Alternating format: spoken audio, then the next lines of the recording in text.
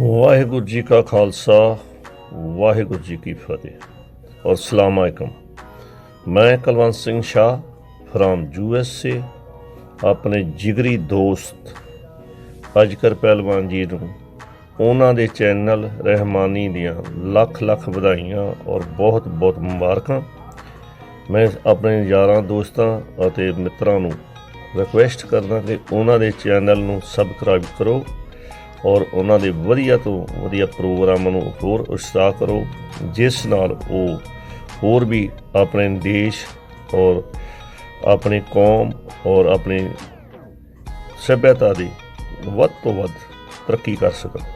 ਇਹਨਾਂ ਹੀ ਲਫ਼ਜ਼ਾਂ ਨਾਲ ਮੈਂ ਸਭ ਦਾ ਧੰਨਵਾਦ ਕਰਦਾ ਔਰ ਅਜਗਰ ਪਹਿਲਵਾਨ ਜੀ ਜੋ ਮੇਰੇ ਜਿਗਰੀ ਦੋਸਤ ਨੇ ਉਹਨਾਂ ਨੂੰ ਫਿਰ ਬਹੁਤ ਬਹੁਤ ਵਧਾਈਆਂ ਦਿੰਦਾ ਔਰ ਅੱਲਾਹ ਤਾਲਾ ਦੇ ਅੱਗੇ ਬੇਨਤੀ ਕਰਦਾ ਕਿ ਇਹਨਾਂ ਦੇ ਚੈਨਲ ਨੂੰ ਬਹੁਤ ਬਹੁਤ ਤਰੱਕੀ ਮਿਲੇ। Thank you.